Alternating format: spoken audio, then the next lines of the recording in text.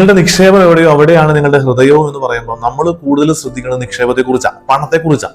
ഈ പണത്തെ കുറിച്ചുള്ള ശ്രദ്ധയെ കുറിച്ചാണ് ഈ വചനത്തിൽ പറയണതാണ് നമ്മൾ ചിന്തിക്കുന്നത്.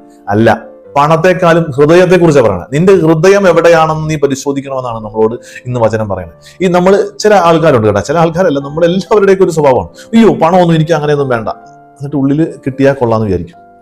എനിക്ക് അങ്ങനെ അംഗീകാരത്തിന്റെ ഒന്നും ആവശ്യമൊന്നുമില്ല, ഞാൻ അങ്ങനെ അംഗീകാരത്തിന് വേണ്ടി നടക്കുന്ന ഒരാളൊന്നുമല്ല. അപ്പൊ നമ്മൾ ഉള്ളിൽ വിചാരിക്കും അവനൊക്കെ ഒന്ന് നമ്മളെ സമ്മതിച്ചിരുന്നെങ്കിൽ, എന്നെ കുറിച്ചൊക്കെ സോഷ്യൽ മീഡിയയിൽ ഒന്ന് ആരെങ്കിലും ഒക്കെ ഒന്ന് പുകഴ്ത്തി എഴുതിയിരുന്നെങ്കിൽ.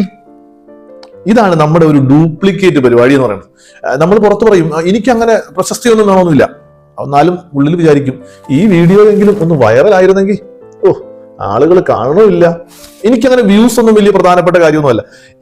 ഇത് നമ്മുടെ ഉള്ളിലും പുറത്തും കിടക്കുന്ന ഒരു സംഘർഷമാണ്. നമ്മൾ മനസ്സിലാക്കേണ്ട ഒരു കാര്യം എന്റെ ഹൃദയം എവിടെയാണ് എന്നുള്ളതാണ്.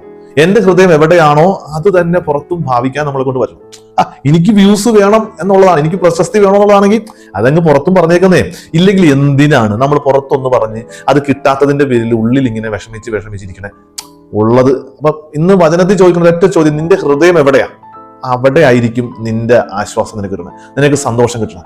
അവിടെ ആയിരിക്കും നിന്റെ നിക്ഷേപം എന്ന് പറയുന്നത്. നിക്ഷേപം കുറയ്ക്കാൻ നോക്കണ്ട, നിന്റെ ഹൃദയം എവിടെ ഇരിക്കണത് എന്ന് കൃത്യമായിട്ട് ഒന്ന് പരിശോധിക്കാൻ പറ്റിയാൽ മതി. ഈശോ നമ്മളെ സമൃദ്ധമായിട്ട് അനുഗ്രഹിക്കട്ടെ.